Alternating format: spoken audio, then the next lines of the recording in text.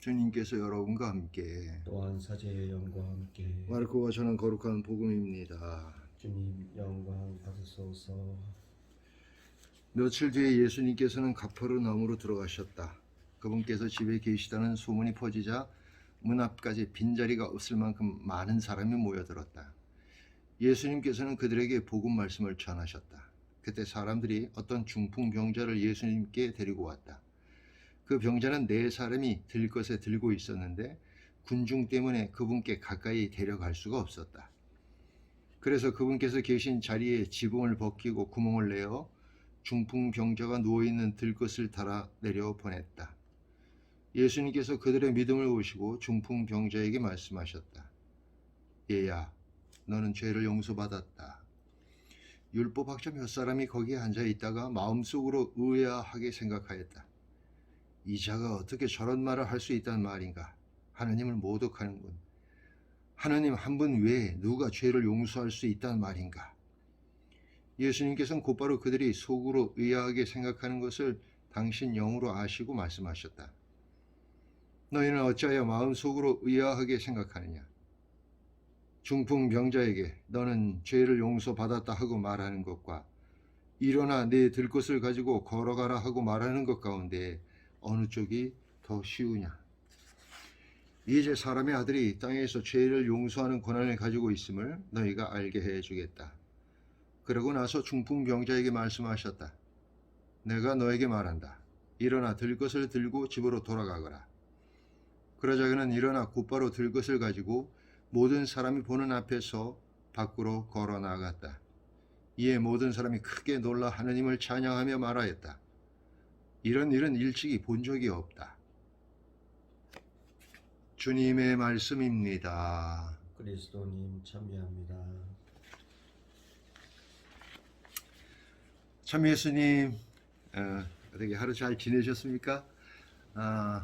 날씨가 그래도 많이 좀 덜 추워서 다행이긴 한데 하긴 덜 추워도 어디 돌아다닐 수가 없으니까 좀 어렵긴 하겠습니다만 어쨌든 우리가 하나님 말씀 안에서 이렇게 행복하게 어느 순간이든 이렇게 지낼 수 있으면 좋겠죠. 이번 주 내내 우리가 이제 그 치유에 관한 또 표징에 관한 그런 이야기들을 듣게 되는데 오늘은 중풍병자가 다른 사람들의 도움을 받아서 예수님께 이렇게 이제 오는 이야기입니다.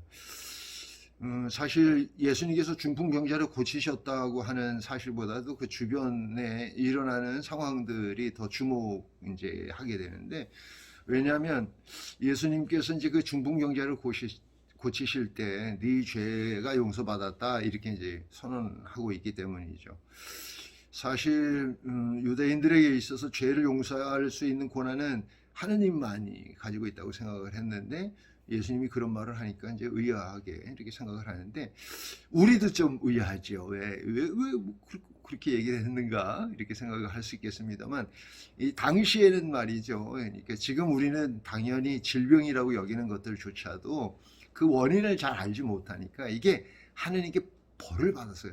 그러니까 죄를 지어서 그렇다고 생각을 합니다. 그래서 아픈 사람들은 죄인인 거예요, 이게. 그런데 이제 예수님께서는 그게 아니라는 것을 일러주는 거잖아요. 그러니까 우리가 잘못 알고 있는 것에 대해서 이제 바로잡아 주는 건데도 불구하고 유대인들은 자기들의 그런 어떤 신념 이런 것들에 대해서 반하는 예수님께 그 행위 자체도 이렇게 받아들이지 못하게 되는 거죠. 예수님께서 죄를 용서하셨다고 하는 것은 그게 죄도 아니니까 그렇게 이야기를 한 거죠. 그런데 우리는 없는 죄도 만들어서 다른 사람들을 단죄하거나 평가하거나 심판하거나 판단하거나 그런 일들이 부지기수지 않습니까? 실제로는 잘 알지도 못하면서 말이죠. 가끔 저는 지금까지 제가 한 30년 가까이 신부 생활을 했으니까 많은 사람들을 이렇게 만나게 되는데 물론 이제 뭐 그중에 뭐 친하게 제가 이제 어떻게 지내는지 뭐 이렇게 이제 아시는 분들도 있겠지만 대부분은 그냥 성당에서 저하고 얘기를 하거나 아니면 제가 뭐 이렇게 모임에 함께해서 보거나 이제 그랬는데도 불구하고 다른 누가 물어보면 아유 내가 신부님 잘한다고 알긴 뭘 하는데 내가 뭘 좋아하고 또 내가 어떤 것들을 싫어하고 또 내가 어떤 때 더 행복한지 이런 것들도 잘 모르잖아요. 그러니까 아주 사소한 것들도 잘 모르는데 잘 아는 것처럼 생각하는 거죠. 잘 안다고 생각하니까 잘못 판단할 수도 있는 거예요. 이런 게 좋다, 이런 게 나쁘다 이렇게 판단할 수 있는 거죠. 참 어리석죠 보면은. 저도 이제 다른 사람들에 대해서 이렇게 쉽게 그런 어떤 결정을 내리지 않는데 그것은 왜냐하면 모두가 다 같은 어떤 판단을 할 수는 없기 때문이죠. 예컨대 제가 이제 그 처음 신부돼 갖고 그 지금이야 뭐 그런 본당 신부가 없습니다만 당시에는 이렇게 보좌 신부를 아주 힘들게 하는 지금도 있으려나 나도 그런가 잘 모르겠습니다만 어쨌든 그 당시에 그냥 보좌 신부들이 제일 가기 싫어하는 그런 본당 신부님 밑에 제가 이제 그 첫 번째 보좌로 이제 이렇게 가게 되는데 뭐 그냥 별별 소리가 다 들려요. 그 신부님 뭐 얼마나 고약한지 무슨 뭐 보좌 신부한테 무슨 재떨이를 던졌대나 어쨌거나 뭐 그러기도 하고 뭐 냉장고에 뭘 좀 꺼내 먹었다가 뭐 엄청 막 혼났다는 등 뭐 그런 얘기들을 막 듣는데 저는 그냥 한 귀로 듣고 한 귀로 흘렸어요. 왜냐하면 내가 겪어봐야 알 수 있는 거니까.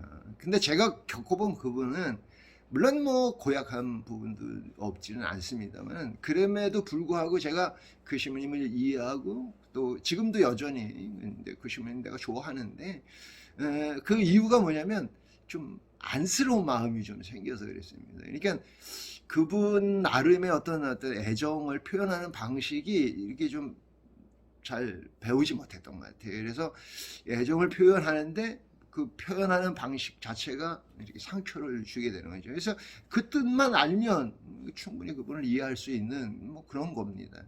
그와 마찬가지로 우리도 사실 잘 모르면서 내가 갖고 있는 어떤 생각이나 내가 갖고 있는 어떤 것들을 더 중요하게 여겨서 이렇게 쉽게 판단하거나 또 쉽게 이렇게 비난할 수 있죠. 오늘 이제 그 율법학자들도 마찬가지 어리석으면 법 많은 겁니다. 우리가 일상을 살면서 이런 부분은 좀 조심해야 되고 또 한 가지 더 우리가 생각해 볼 수 있는 것은 이 나병 환자가 혼자 걸어서 못 왔다는 거죠. 어떤 도움을 필요로 하는 사람, 도와주는 사람이 있었다는 거잖아요. 이게 실제로 뭐 저도 사실 지금까지 살아오면서 많은 사람들의 도움을 받고 지금도 뭐 여전히 받고 있습니다만 받고 살고 있고 또 때로는 내가 도움을 주기도 하고 하는 겁니다. 어떤 사람은 도움을 받는 것을 되게 버거워하거나 또 이렇게 불편해하는 사람들도 있고 또 내가 도움을 받지도 않으니까 주지도 않겠다 뭐 이런 사람들도 있는데 그거 안 됩니다. 우리는 이렇게 혼자 살 수 있는 존재도 아니고 또 하느님께서는 우리가 이렇게 더불어서 함께 살기를 원하시고 또 구원도 제가 여러 차례 말씀을 드립니다만은 우리 가톨릭 교회는 이게 공동체의 구원을 지향하고 있기 때문에 우리는 서로 이렇게 도움을 주고 또 받고 이렇게 하면서 살아야 되는 겁니다. 이제 오늘 이제 금요일이니까 이제 또 내일서부터 또 이제 주말이 되겠죠. 그러니까 이번 한 주간 예수님의 어떤 표징이나 치유 이런 얘기들을 통해서 우리가 뭔가 하느님께 뭐 치유되고 뭐 우리가 하느님께 어떤 표징을 바라기보다는 내가 예수님이 보여주신 그런 표징들을 어떻게 하면 보여줄 수 있는가에 집중한다면 오히려 더 많은 은총들을 받을 수 있을 것이라 생각이 됩니다. 남은 오늘 하루도 잘 지내시고 좋은 밤 되시고 내일 또 봐요. 안녕.